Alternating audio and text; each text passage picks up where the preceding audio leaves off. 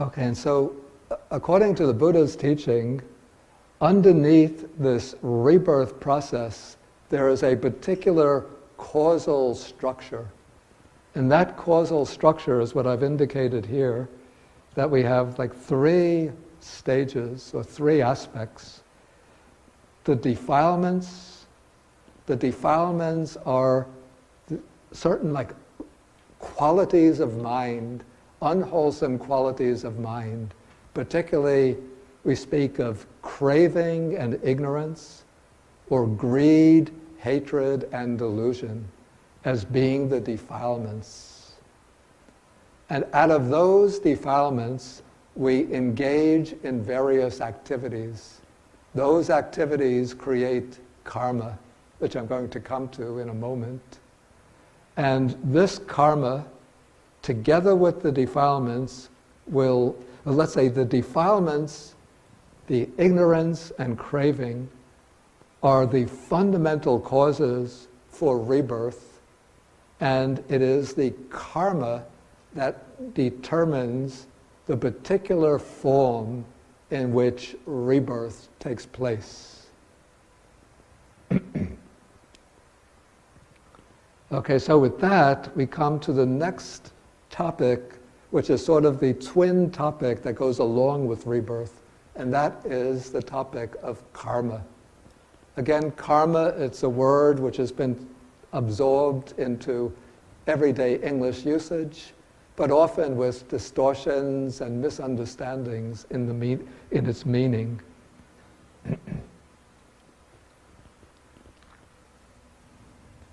In popular usage, we know it most from the Sanskrit form. The Sanskrit form is karma. But in Pali, the language of the early Buddhist texts, the R gets assimilated to the M, so it comes out kamma.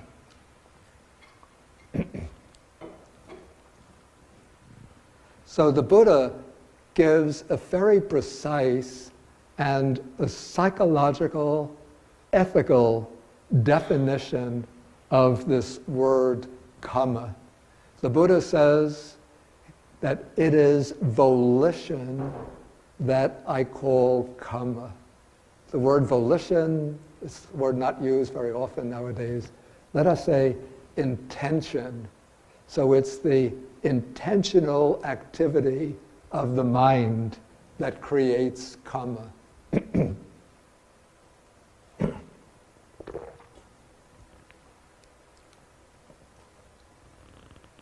And so when we act, our actions originate initially from intentions, from purposes, from motivations. And so we first form an intention, and then from that intention, we can act physically. If I'm angry at somebody, I want to harm them physically, I might go up to them and punch them. Before I punch them, there comes the intention, I want to harm that person. I'm going to punch them. So it's that intention of punching that motivates the physical act of punching the person.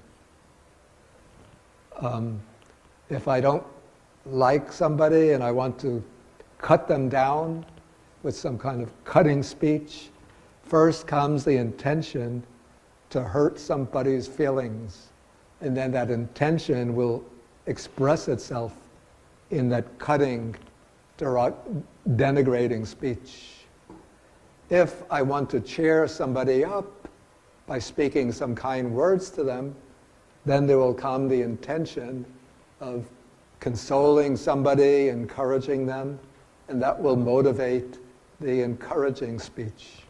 If I want to help somebody in trouble by giving them, if they're hungry, giving them a meal, there comes the intention of giving, and that manifests in the act of giving. So the decisive factor in action is the intention, the volition, the motivation. And it's the motivation that can express itself in bodily action, in speech, or even simply in thoughts. So those are the three doors of action: body, speech, and mind. But what lies behind all action what lies behind all of the actions manifesting through the three doors is the intention, the volition. And the Buddha distinguishes karma according to its intention, according to the motivation. He distinguishes it into two broad classes, which in Pali we use the words akusala and kusala.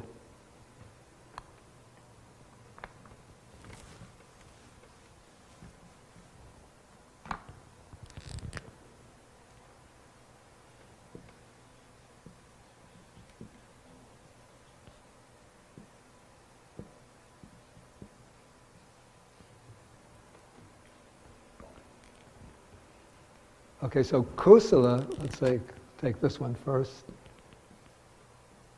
is wholesome, skillful,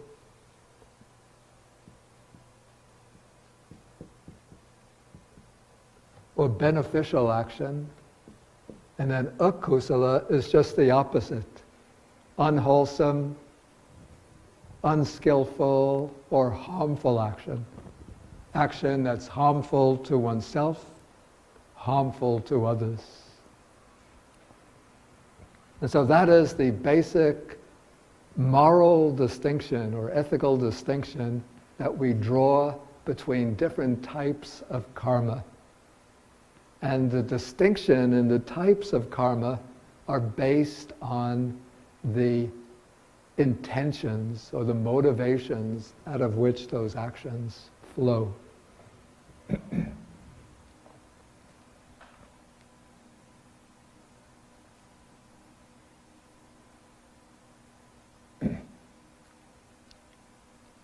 so what determines karma as good or bad, wholesome or unwholesome?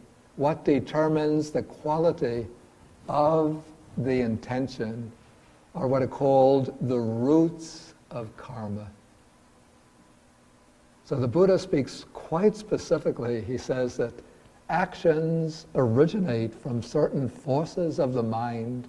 In those forces, he calls roots. Just as a plant grows up from its own root, so if we have the roots of a rose bush, out of that the rose bush will grow and we get rose flowers. If we have the roots of a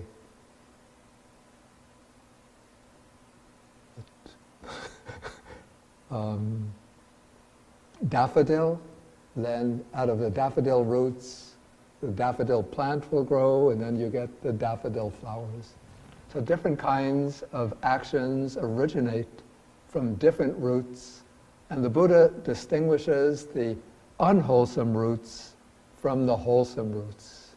So the unwholesome roots are greed, hatred, and delusion, and the wholesome roots, the good roots, are generosity, loving kindness or compassion, and wisdom. And then from these roots, we get the main types of karma. And we find in the Buddha's discourses, again and again, he mentions certain types of actions as being unwholesome and certain types of actions as being wholesome.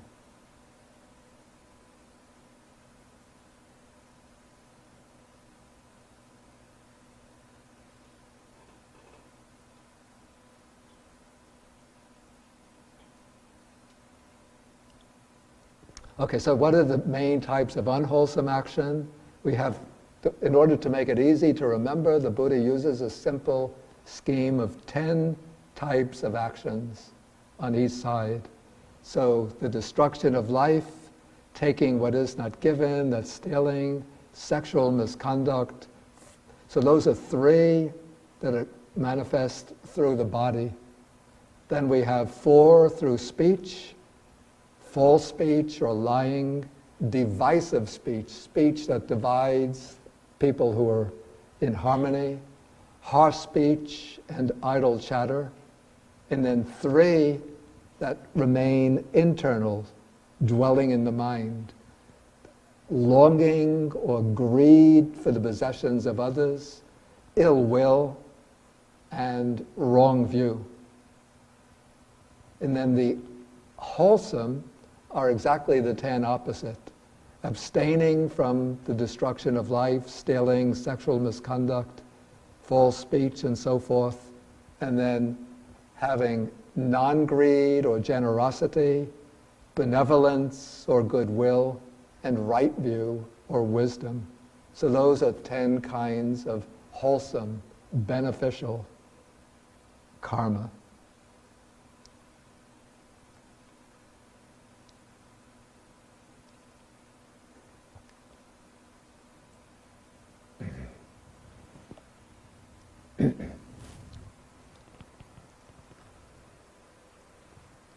Okay, now karma and the rebirth process are both very intricately linked together, so that we could say that karma is the dynamics that underlie the working of the rebirth process. And according to the Buddha's teaching, there are 5 realms into which rebirth can take place. Rebirth doesn't inevitably occur back into the human realm, but the Buddha speaks about 5 realms into which rebirth can occur.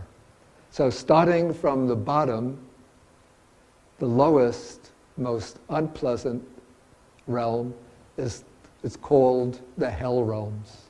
And the texts describe great number of hell realms with different grades of severity. But the hell realms in general, those are realms of intense pain and suffering. Those are the realms in which the heaviest type of unwholesome karma bring rebirth. Okay, the next realm is the animal realm. So rebirth can take place into the animal realm, and animals, when passing away, will be reborn in other realms, perhaps back into the animal realm, or they can be reborn elsewhere. Then the next realm, which is in somewhat closer association with the human realm, this is, I would render this, the realm of afflicted spirits. Sometimes this is translated as the realm of the hungry ghosts. And these are depicted as beings with very strong desires, particularly hunger and thirst, which they can never satisfy. Whenever they find food, the food turns to filth and they can't eat it. Whenever they find water, they try to drink it, but the water turns to disgusting snot and phlegm and urine. Okay, so those are 3 realms of suffering, or 3 realms of misery. And then we have 2 realms, which are the realms of greater happiness. One is the human realm in which we're living. And then above the human realm, there are actually a number of superior realms called the heavenly realms. The realms that are inhabited by beings, we call them devas, or divine type beings. But what's important to bear in mind, that according to the Buddha's teaching, that existence in all of these realms is impermanent. So even if a person commits the most atrocious type of evil deeds, killing and destroying the lives of hundreds of people, that person will create maybe very heavy, unwholesome karma that will lead to a rebirth in hell. But after that person spends the time in hell experiencing the results of that karma, they'll pass away and take rebirth elsewhere. And so there's no eternal hell in Buddhism, and by the same token, no eternal heaven in Buddhism. Somebody does extremely good deeds, being very generous, kind, helpful to others. That creates wholesome karma that will lead to rebirth in the heavens, one of the heavens. But after that person spends a long period of time enjoying the fruits of their beautiful deeds, then they'll pass away from the heavenly realm and take rebirth elsewhere. So existence in all of these realms is impermanent and unstable.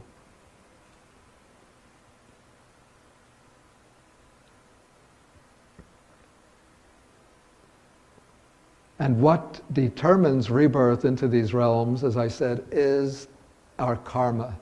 So the unwholesome karma, any of the 10 types of unwholesome karma, or their variants, those are the causes leading to rebirth in the lower realms, the realms of suffering. The wholesome karma, karma originating from generosity, kindness, and wisdom, that is what leads to rebirth in the happy realms, the fortunate realms.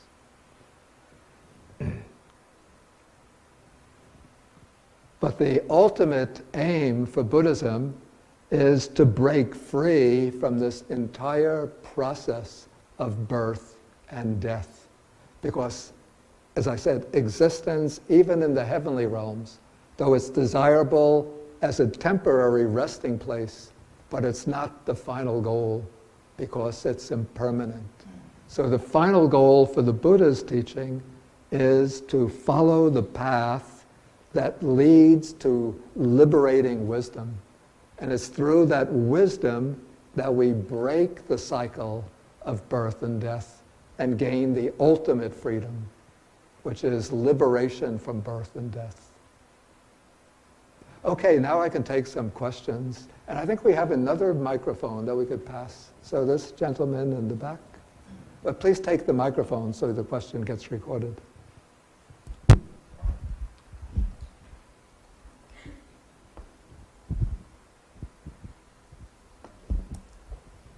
My question is, are the realms a metaphor so that the hell realm isn't actually like just a place with flames, but a metaphor for just a very difficult life, like maybe a peasant or something? Yeah.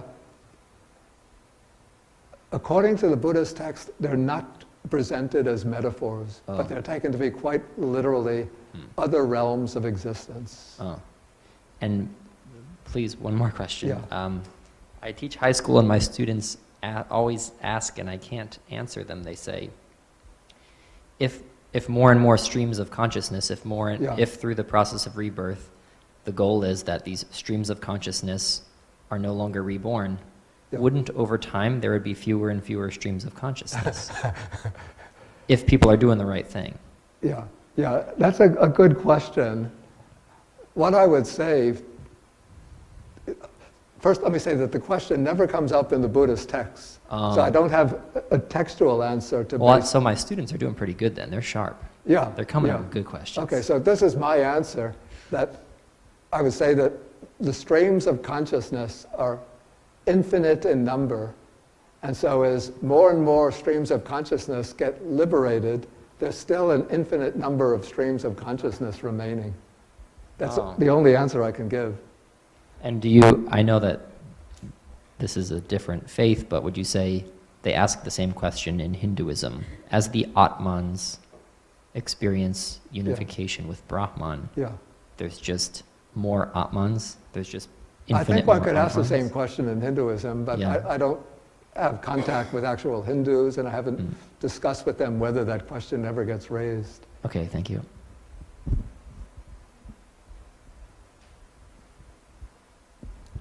Yeah, I had a question. Kamma determines the realm into which you're reborn.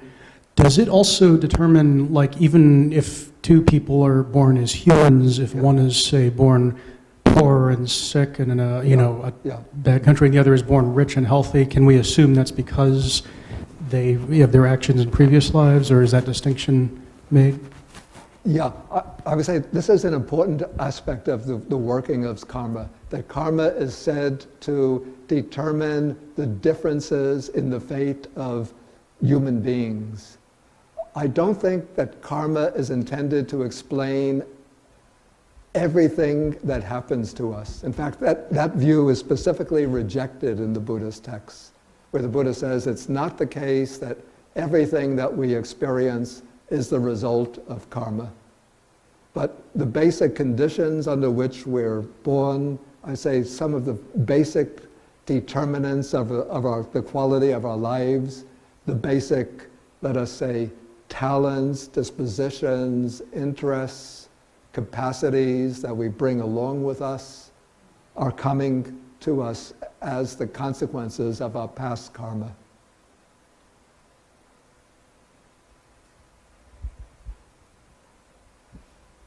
Okay, I think Nancy, is that your name? Yeah. Okay, if you have to, okay. Sorry, my name is John. Yeah. Okay, so what about unintentional Yeah. effects? So your intention to commit a deed, to do a deed, that's good. Yeah. But the result is something bad. So if you go to help someone, you help them, Yeah. but you find out the person you just helped Yeah. went across the street and murdered somebody down the road or something Yeah. like that. Right? Or Okay, it's a good question. What I would say is that one could only, karmically, one can only be responsible for the intention behind the action and not the unintended consequences. But of course, from, excuse me,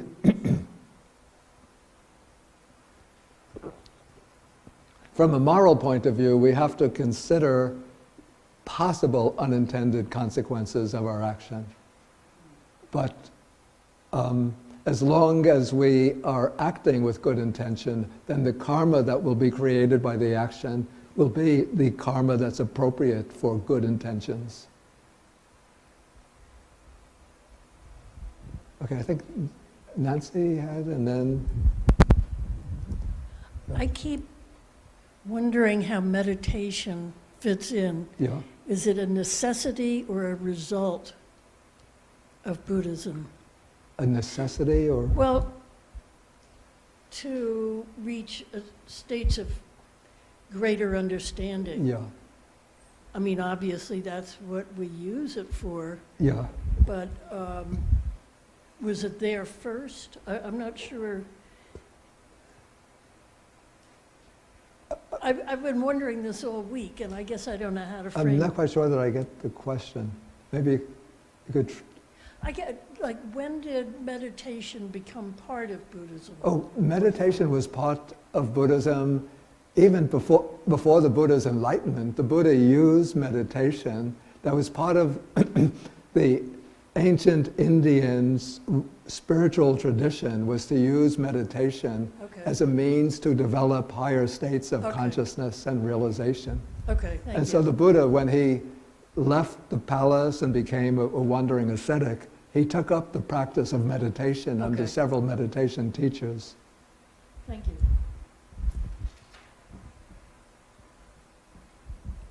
I think Merit is... Hi. My question may be limited by the worldly body that my consciousness currently occupies. But if the ultimate goal is for the liberation of the life and death cycle, And if that ultimate goal ceases that cycle, Yeah. the question that comes to mind is, what's the purpose? Or what is that the end? Is this the end? You know what I mean? Okay, maybe I'll be touching on that in the class next week. So maybe let's hold that question until next week.